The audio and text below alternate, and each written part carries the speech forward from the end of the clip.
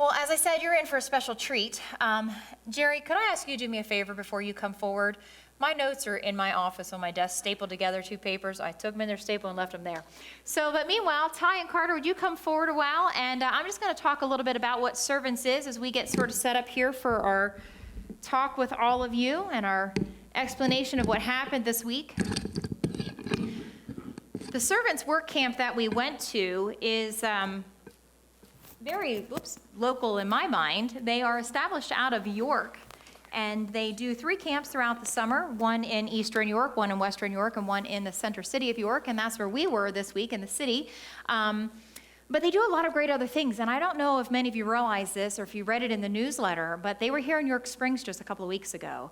The trailer that Jose and his siblings are getting remodeled for them, I'm not exactly sure, but they may have already moved in. If not, they're real close to that. But yeah, I believe it is just about done, if not already done. But Servants came up and put a whole new roof on that trailer and put a new door on it. These are volunteers. There are some paid employees that organize the things and take care of it. You're not finding it? You may have to come and talk and I'll go find it. It's 2 papers. If it's not there, maybe the youth room. Maybe the youth room. Some notes on there I don't want to forget to tell you about today. But at the end, I've been out of the office for 2 weeks. That's what we're going to blame it on, right? But overall, Servants is a wonderful, wonderful organization. Most of them are volunteers, and they do work all year long. Every Tuesday and Thursday, they'll go around volunteering and doing different things in people's homes. A lot of these people are retired men, some women as well, who maybe were carpenters, who maybe were electricians or plumbers, something like that, and they're still working, and they're still giving in great, wonderful ways. Thank you very much, Jerry. So this past week, we had the blessing of meeting, I think I've got that in the right place, 5 different, well, almost 5 different women. One was just coming home from the hospital, so she was not able to meet us. She literally just got home that morning, and she's pretty bedridden as it is, so we did not want to disturb her. But we did have the opportunity to work in 5 different homes. Monday and Tuesday morning, we worked for a wonderful woman named Barbara. Where's my little clicker? Here we go. We got some pictures for you. This is us getting ready. We made some new friends. I should start here. There was a family of 4, a mother and a father, Ben and Cindy, and their 2 kids, Thomas and Jocelyn. And they joined us for most of the week, so we were a team. And let me just tell you, we were a powerhouse team because they told us this first job would take 3 days to get all the work done. It took us like a day and 2 hours. They underestimated, I think, our children. The 2 other children are 10. They're twins, believe it or not, the boy and girl, even though the girl's much taller than the boy. They're twins. They're 10 years old, and our guys here are 13. But what they didn't know is that all 4 of those kids are farm kids, so they know how to work hard. And they did just that. So we had a wonderful, wonderful time with our new friends. This is a picture, just casual picture of Barbara. We got a chance to meet her and her tenant, Bonnie. Did some work for her this past week. In fact, I'll just show you a few pictures. This was in the slide earlier. But these are our 4 kids just jumping, diving right into pulling out weeds. And me, of course, in the background. And then we got Jerry. You believe it or not, Jerry does work too. You see that? They put me in a corner away from everyone. And she had some flower beds that we totally revamped, ripped everything out, put new things in. Yes, it was pretty high. Barbara has some different health issues and just doesn't get around very well, and so the yard is the last thing on her mind and trying to keep up with. So we did all of that for her. And we fixed a gate. I questioned how many people it took to fix a gate, but that's okay. They did it. We got Ty here pushing the lawnmower and mowing the yard while Carter trimmed up all the bushes. Look at that. Nice job. Nice clean yard and nice trimmed bush. Then we went to the next job on Tuesday. This was after Barbara's. This was for a woman named Kathleen, who I mentioned was in the hospital. And this patio that the kids are sitting on had a ton of weeds in it, and the job was just to pull the weeds. Well, the kids said, nah, we're doing more than that. These patio pavers were there because a wheelchair needs to come off that ramp. And the pavers were all out of sorts. They were shifted around. So they literally removed them all, leveled the ground. These 2 leveled the ground, made sure, I think that was more Ty, made sure that it was all nice and grounded well. Carter was digging dirt up from underneath the deck to get it level. And they relayed it. Look at that. 10 and 13-year-old kids. How awesome is that? So afterwards, many of us had lots of paint on us because we also put a second coat on their ramp. And so the guy, our project manager, couldn't believe how painted up we are. And yes, I am probably the worst one in the back, but we had to show our paint arms. They said their supply costs have been much lower if she would have put more paint on the objects than it was.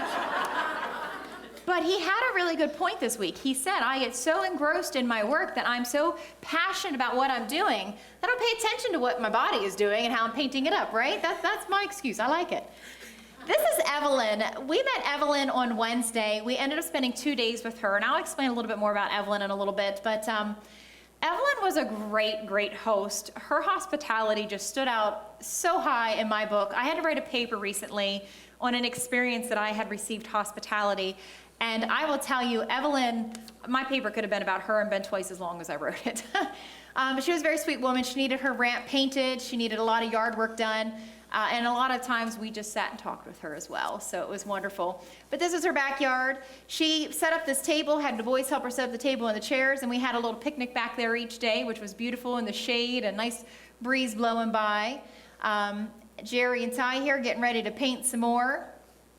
Me, of course, Already painting. painted. Yeah, it's on my legs. I got some sunburn that day, and where the paint was, it's white. Little dots, little marks. Carter laying on his back, but he is working. He is painting. He had to get the underneath side. Ty, surprisingly, at 13 years old, can grow a mustache, right? And by the end of the afternoon, he grew a full beard. You see that? A full beard. How about that? I did that. And then it peeled. Yes, you helped. And then it peeled right off his face. And this is us at the end of the project with Evelyn and Ty's beard. And just celebrating that the work was, well, we were almost done. We had a little bit more, but the project manager came to take our picture. So we were celebrating with her, and she was just so tickled pink that we had done so much work for her. This was the last day, Friday. The boys started off with some projects that I know Carter's going to tell you about, so I won't say too much there. But this home was a woman named Phyllis, and Phyllis was sort of homebound for sure, but she didn't move very well. So she had a chair that was really hard for her to get out of. And her daughter came at the right time. I was out front to knock on the door to see if I could get into Phyllis to give her some information, which Phyllis couldn't get up to answer the door. So we were kind of stuck. And her daughter showed up. And her daughter said, oh, that's my mom's house. I'll help you. I'll let you in. And so I got in to talk to her. Some of the kids came in, some of the other adults, and we just had a wonderful, wonderful visit with her. And of course, she gave us a lot of love too. But the boys here were doing some construction work for her. And then this was in the afternoon, and this is an interesting story. Her name is Priscilla. Earlier in the week, these two gentlemen put a door here on her utility closet outside her townhouse. And it was painted purple, which matched the garage door, which is a favorite color of hers. And anyways, they got that done. I guess they hoped to paint it, but they ran out of time. So Friday afternoon, they called and said, this is really only a one-man job, but could you paint the door, asking me if I would paint the door. And I said, sure. So Jerry was kind enough. I said, you can just drop me off. He said, no, here's my keys. Take my car. He trusted me. So I took his car, and I did get her door painted purple. Half a tank later, she was back. Probably. Only because when I got to her house, her yard had not been mowed probably for a couple of months. It had been a long time. And so I asked her, I walked in through the yard, and I said, okay, God, I know, I hear you. We had two boys who enjoyed mowing all week long. Every house we went to, can we mow? Can we mow? Can we mow? And he did. And so I said, do you have somebody that mows your yard? And she said, no. And I said, do you have a lawnmower? We have a weed whacker, but we don't have a push mower or anything. She says, yes, I do. I'm not sure if I have gas. So if we don't have gas, we can get that. And we got to talking, and I said, I have two teenage boys back at the church right now that are looking for something to do, although they were playing hide and seek at the time. But, you know, they were looking for something to do. And they like to mow yards. Can I bring them? And so she said, yeah. So I went back and got Jerry and the boys, just in case the lawnmower didn't start. I brought Jerry along. And it didn't start, but she had a second mower. So he got a chance to get that running for the boys, and they mowed. And Jerry raked, and then they mowed again. Jerry mowed again. So 3 times the yard got mowed, and this is what it would look like. And we weeded everything around and got it all cleaned up for her with her pretty painted purple door. She was just tickled pink. So this is us again with Priscilla. She's there next to Jerry and her family at the celebration that we had on Friday night. They had a closing celebration and meal where all the homeowners were invited to come back. And it was absolutely beautiful just to hear their testimonies. And I'll share a little bit of that with you in just a little bit too. This crazy guy, this is John. John is sort of I'd say he's one of the head people of servants.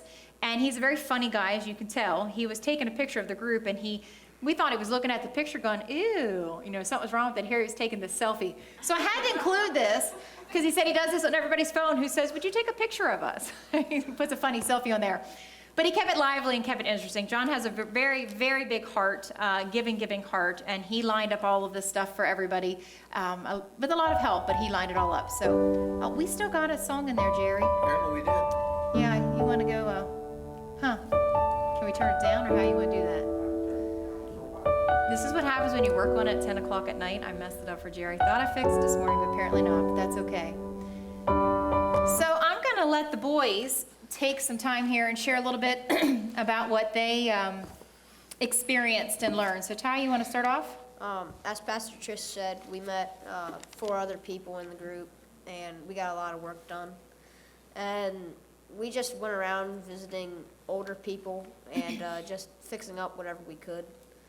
And we landscaped and painted all their decks and porches. But I learned that Jerry's real name is Gerald. And then he's not 60. Yeah, he's not 60. I thought he was. He's actually 71. But My He wife's was really old too, amazed, actually. He was like, really? You're not 60? And Pastor Trish got rabies from a cat a while ago. I thought that was pretty funny. Yeah. It became the joke for the week, yes. Yeah. And even though it was very tiring and a long week, it was worth all the long hours because it helped the people and made them very happy.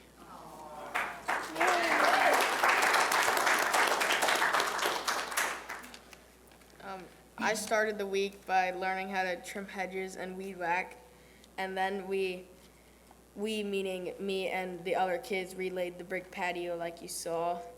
One of my favorite jobs was one of the pictures. We were breaking up a cement, kind of like a curb. That was pretty fun. We used a sledgehammer. I saw. Can you stop him for a second there, because it wasn't just a matter of removing this. Imagine 3 young boys and 2 men over there with big sledgehammers. The girls were at the other end of the yard, and all we heard was this, yeah! The entire time they were in high heaven destroying a piece of cement. They learned a new way of making it work better because the person we were with had the phrase, Come on, Daddy, or something Come like to Daddy. that. Yeah, Come to Daddy as you were So swinging. then they Yeah. picked it up, come to Daddy, come to Daddy. But Blake, he's gonna tell you that boulder, that hunk of concrete was like 2 ton or whatever, and they beat it all to pieces or whatever. It wasn't quite that big. But I do think that, in another couple years, he may not be able to pin you, but he'll get you in a near fall or something like that.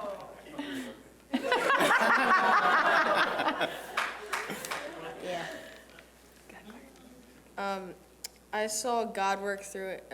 The woman, Evelyn, she was just really kind to me, and at the end of the day, she gave us unlimited popsicles, which I ate 6, but... Are you sure it wasn't 7? I think Maybe. your math is Oh, failing. no, I brought one home. Brought one home, right. Something funny I learned is that Jerry could fall pretty gracefully. We were digging concrete, and he had a shovel, and he put his foot down, and whenever he went to put it back down, he must not have had a solid spot, and he falls back, and he sits down on his butt, and then he just lays back down on his back, and it's pretty funny. They said it was slow motion, it didn't seem slow to me. He got right back up, though. He was all right. Unfortunately, at Evelyn's house, me and Ty discovered a bee nest, and Trish ended up getting stung by a bee, but thanks to the rabies, she wasn't affected. The week-long I have to joke. say. Yeah.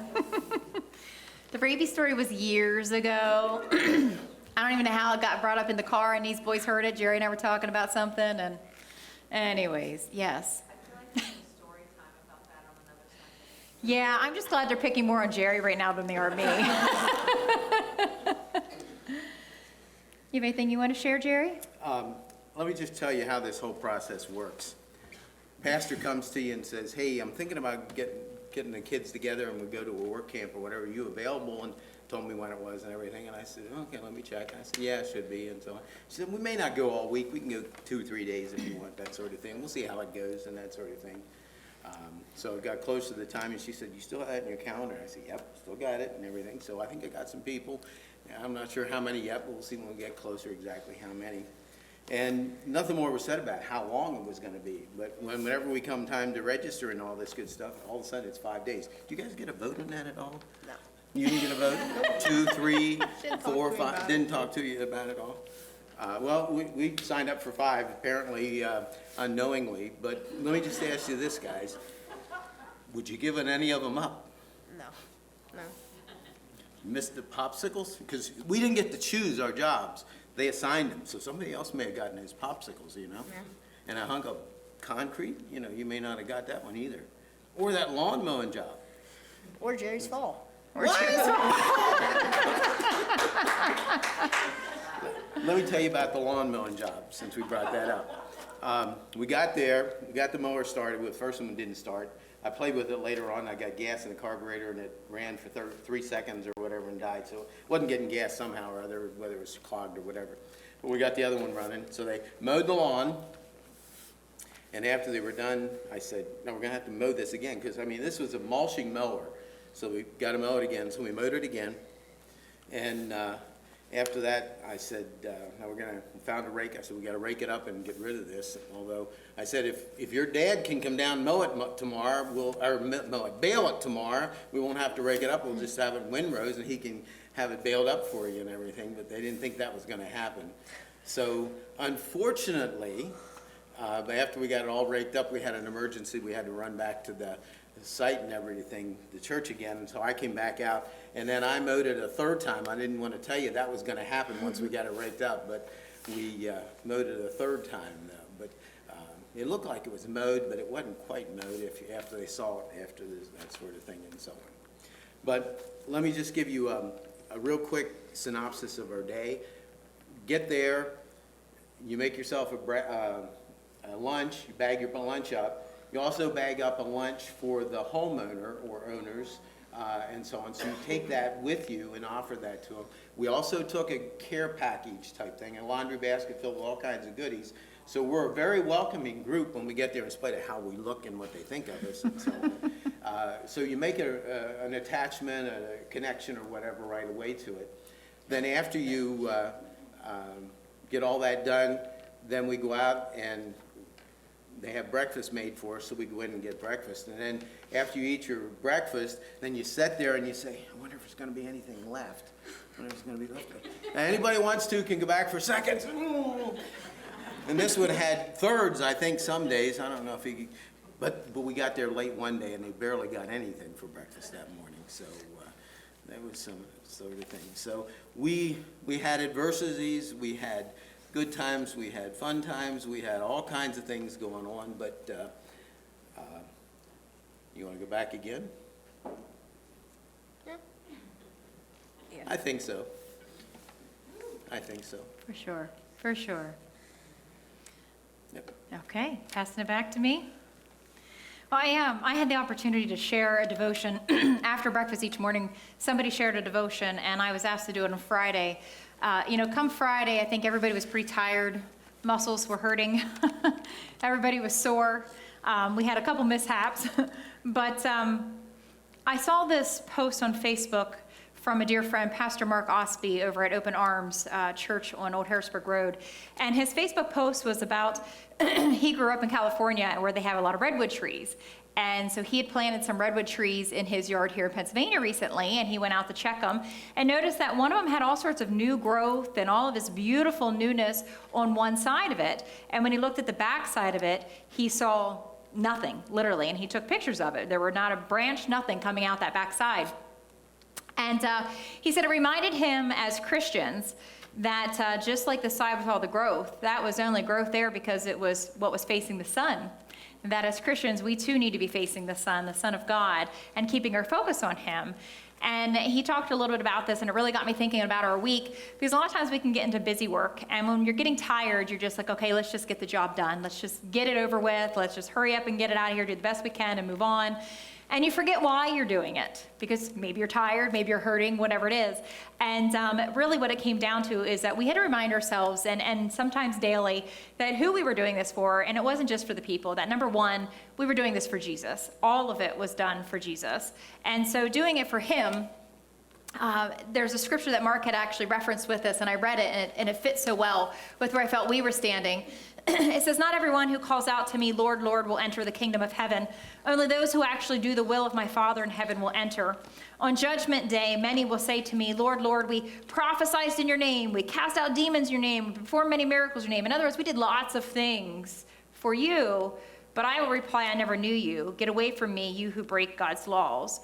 And he talks about people here who are sort of pretending, or they're missing the relationship part with Jesus. They may be doing all the busy work. They may be doing church work. They may be doing whatever that they think is for the Lord, but they're not really doing it with the heart and the relationship with the Lord like they need to. And so we know that our acceptance of Jesus as our Savior is number one, but the obedience is right there with it. It's just as important to be following him, because on Judgment Day it's going to matter, and that's the only thing that's going to matter. But while we're being obedient to the Lord, Satan certainly does try his hand at knocking us off our path. And I will tell you, we loved Evelyn. I mean, we could have stayed with Evelyn for days. I would still be there if I would be allowed to. In fact, we exchanged numbers. We'd like to stay in contact. She was such a beautiful, beautiful person, and I really fell in love with her. But her home, Satan attacked quite a bit. She had these holly trees. If you know what a holly bush is, times that by like 5 at least. These huge things that had been overgrown for a long time, that were planted when she got the house, and she just can't be out in the hot sun and do a lot of heavy work, especially in the heat. So we trimmed holly trees, and of course we had all the prickles, jabbing us from head to toe, falling on our heads, our faces, or whatever. Jerry got a pretty good gash on his face, his arm, from those things. He did more of that than almost anybody. But I did get stung by a bee at my eye. Thankfully, it did not swell, just a little bump, and went away, and that was no big deal. Carter actually got stung as well in the leg. No big deal, it healed up fine. I got sunburn there, and what else was there? There was one other big thing. Called poison. Yeah, Jerry's unstoppable. Yeah, Jerry, we learned that Jerry does not get poison ivy. So we put Jerry in charge of pulling out all the poison ivy that was all over the place at her house. And Jerry did a good job at pulling that out. But in our mishap with the bees, and after it stung me in the eye, I was determined to get those bees. So I'm like, 2 cans in my hand, watch out, here I come. And I went trumping through the still somewhat high stuff. Where Jerry had pulled out the poison, I saw one little branch there, but I thought I avoided it. And I got the bees. I was happy to report that I got the bees, although one still was somewhere going on and got Carter a little bit later. But in the process, I must have got the oil that was still on the leaves, and it was on the other growth there, and it got over my ankles. And that was like mid-morning. So all afternoon, I'm sitting on the deck painting. My arms are touching my legs. I'm touching myself everywhere. So I've got poison on my arms and my legs and my midriff and all that good stuff. And Jerry, I think I have one spot. He did. And I'm like, are you kidding me? Yeah, I think I have just one spot. I ended up with a garbage bag about this full of poison and the runners and everything else that I pulled out and everything. And after we were done for the day, I said, how about a little pastoral care? Get away from me. Get away from me. Get away from me. I just... Because I knew just don't how bad I get understand it. the Sure enough. compassion I got. I had it on me. I should have just hugged you. What would have made Yeah, a difference, what- right? I did go to the doctor's yesterday, and I got some good medicine, so we'll be good. It's getting better already. It really is. But anyways, one thing we needed to remember, though, that even though Satan tries to throw all these little things at us and tries to distract us, and these speed bumps, as I'll call them, come along, they weren't enough to make us stop. And I praise God, because we fell in love with Evelyn so much that none of that kind of stuff mattered. I was digging again. Jane's like, I feel so bad for you. I'm like digging at it this morning and putting more stuff on. But none of that still matters because of the great love and relationship that we built with this beautiful, beautiful woman who is one of the ones that's in grief. Her husband died in April. It was a year ago. And she's still deeply into her grief. But we remember that even though the devil's stings come along, that he's not the one that matters. It was Jesus, and it was Jesus that we were doing all of this for. So in the busyness, hopefully we can keep our mind, no matter what we're doing, and that's all of us, all of you in this room as well. Keep our eyes on the essential one, the one that really, really matters, and don't take our eye off the sun. Another scripture that came to my mind this weekend, and many of you may know this comes from Matthew as well. Jesus starts by telling 2 parables, and I won't go into all of this. I'll just brief over this a little bit to get to my point. But the first parable is about the bridesmaids waiting for the bridegroom, and 5 of them are ready and they're prepared. They have all the supplies they need, and they hear that the bridegroom is finally coming. And it had got delayed. And so their oil lamps were still burning, and as they started going out, they had extra oil to put in there. But the other 5 bridesmaids didn't bring extra oil, and they weren't prepared, so they had to go back to the store and buy some more. And by the time they got back, the bridegroom had already come, and they missed him. And the point of the story is that basically we need to make sure that our spiritual preparation, our relationship with Jesus is there, and that we're ready and prepared for him, and we're waiting for him, keeping focus on him. But then the second parable goes into, and I shared this a few weeks ago, about the loaned money, where the gentleman had 3 people he loaned the money to. Well, he went away on a long trip, and he told them, to take care of it, and they invested it. 2 of them did, the third one didn't. He was there talking about those who use what they are given will get even more, that we will be rewarded for what we use that God has given to us. So it's the relationship, but then it's also spiritual gifts. It's the obedience in using those spiritual gifts to use. And the last piece of the scripture is about the final judgment, and I do want to share that with you word by word here. It says, "But when the Son of Man came in his glory and all the angels with him, then he will sit upon his glorious throne. All the nations will be gathered in his presence, and he will separate the people as a shepherd separates the sheep from the goats. He will place the sheep at his right hand and the goats at his left. Then the king will say to those on his right, 'Come, you who are blessed by my Father, inherit the kingdom prepared for you from the creation of the world. For I was hungry, and you fed me. I was thirsty, and you gave me a drink. I was a stranger, and you invited me into your home.'" All of these women did that this past week for us. Offered us drinks, offered us food, anything they could, offered us into their home. "I was naked, and you gave me clothing. I was sick, and you cared for me. I was in prison, and you visited me." Then these righteous ones will reply, "Lord, when did we ever see you hungry and feed you, or thirsty and give you something to drink, or a stranger and show you hospitality, or naked and give you clothing? When did we ever see you sick or in prison and visit you?" And the king will say, "I tell you the truth. When you did it to one of the least of these, my brothers and sisters, you were doing it to me." And that made us feel good knowing, okay, yes, we're doing that. But reading on what comes after this is a little heavy, and I just kind of skimmed it here a little bit, because then he turns to those on the left. He turns to the ones that they describe as the goats, the separated ones, the unbelievers. And they ask the same thing, "When did we ever see you? When did we ever help you? When did we ever visit you?" And he says, "I tell you the truth, when you refuse to help the least of these, my brothers and sisters, you're refusing to help me. And then they will go away into eternal punishment, and the righteous will go into eternal life."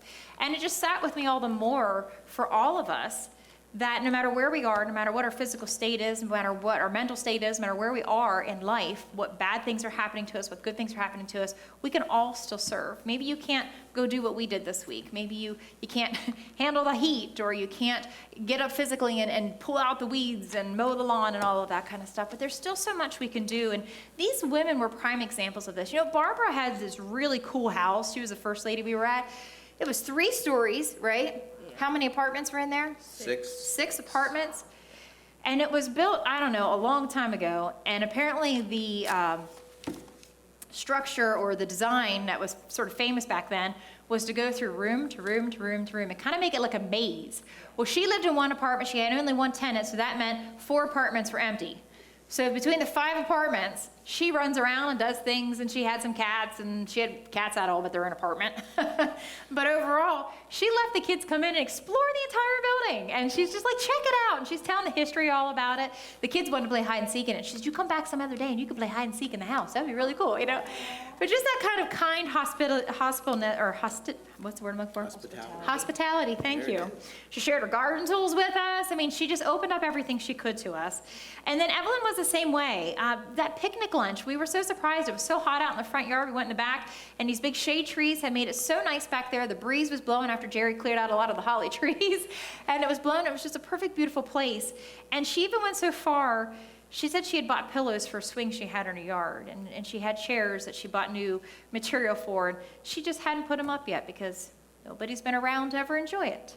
Well, we were there, so I'd see her putting these things out, and so that the boys could sit and swing and enjoy the cushions, and just little things like that. She did do the popsicle thing, and she said to me later, she said, "I should have probably asked you first if that was okay." But she said, "When I was a kid, I hoped that just one person would tell me one time that I could eat all the popsicles I wanted." So she was living out her dream through the kids, and they enjoyed that, of course. But she even shared a picture. I didn't get to show the boys this or Jerry this, but she shared a picture of me with me when I was leaving of the house and what it used to look like. And I felt like we got it pretty well back to what it used to look like, a lot with the yard and things. And she also shared some pictures of her husband with me, which I found that is just hospitality as well, just letting me into her world and see that. And so again, we fell deeply in love with her because we spent so much time with her. But Phyllis, who we met on Friday morning, as I said, she invited us into her home. And she even told us, well, you can all come in here in the air conditioner and eat your lunch. I said, well, there's 8 of us. And she only had 4 chairs around her small table. And, well, some can sit in the living room, some can sit out there. When I went outside, they were actually already at the picnic table eating their lunch, so that was fine. But Priscilla, I felt she did the same thing, you know, offering the mower. And that night at the celebration, she shared her testimony. She was so grateful for what we did. She said, we got caught in the rain a little bit. I got caught in the rain a little bit. They went back to the church for Jerry, you know, the emergency. And so they went back to the church, and before Jerry got back, it poured. But I had 3 coats in the door. It needed a little bit more on it. So I told Priscilla that. I said, I want to put 1 more coat on it. And she said, I thought it looked fine the way it was, you know. And she said, but she wanted to do 1 more. And I said, well, Jerry's coming back, and he's going to mow the yard 1 more time. And she said, I thought the yard looked fine. She said they were so precise about it and really wanted to make sure that it was done and done well. But she also said that she was sitting on her couch that day and said, Lord, I have no idea how I'm ever going to get my yard mowed, and it looks so awful. What am I going to do? And then we showed up, and I said, do you have anybody that mows your yard? And it just went from there. There were a lot of good God sightings. And so my point is that no matter where we are in life, we can still be serving and helping each other out. Picking up the phone. When Chalmer is down for his surgery, right? That's an act of service. Picking up the phone, sending cards, doing whatever we can. And we share these moments with you today because we want you to experience some of what we got to experience and feel the joy that's in our hearts from what the Lord has done. But we also want you to be encouraged to serve in whatever form and capacity that you can. That's really what it's about, right? Even the volunteers, the servants, employees were wonderful to us. I mean, the way they fed us, they had lots of food, lots of great things. They were always on top of things, checking on us throughout the day, bringing us supplies. What'd they bring you guys? Twice. Ice pops. What, at 9 o'clock in the morning, they show up with ice pops. Anybody want an ice pop? Eh. They were just going around doing whatever they could. Some of the guys played Uno with the boys the last day when there was some downtime. Just being funny, being kind, being lighthearted, and just keeping it fun. It was great. So, you know, Jesus said, this is my command. Love one another as I have loved you, right? Love one another as I loved you. And he is the greatest example of service, as we talked about a few weeks ago, when he washed the disciples' feet. He took that lowest moment of the low to serve. If disciples are expected to learn from their teacher, following in the ways that he does, then that's what we're supposed to do too, right? Jesus served all the way to death. And that's what we need to look at. How can we serve even more, basically all the way to death? How can we serve? But you know, to ask people to love one another is sort of pointless if we don't truly understand the love that Jesus gives to us. That type of love is pretty big, as he did take on that death. And he says, you know, basically, as I have washed your feet, wash each other's feet. As I have fed you, feed others. As I have served you, serve others. As I have taught you, teach others. As I have loved you enough to die for you, love others. Love others. We got the opportunity to do that this week, which was really cool. Total strangers. And one of the guys that said at the celebration, these people, these women, widows, older, didn't know us at all, yet they invited us in. We were strangers to them, and they still gave us hospitality and lots of love. So if we understand the true meaning of Jesus' love on that cross, the depth of the love that it is, we see the kind of love that Jesus is demonstrating, and that love is about other people. That's what it's always about, loving other people. So hopefully this will encourage you to just let the service flow from you, whatever that looks like, however it is. Let it Can I just happen. make an additional appeal that if you don't want to do the whole week, I got inside track here. If you only want to come for a day or two, we can work that out. If you want to try it next year and you don't want to commit to a full week, or you can't commit to a full week, a day Yeah. would be fine. You know, they're acceptable with that. They had to look for work for us to do towards the end of the week. That's how well it went.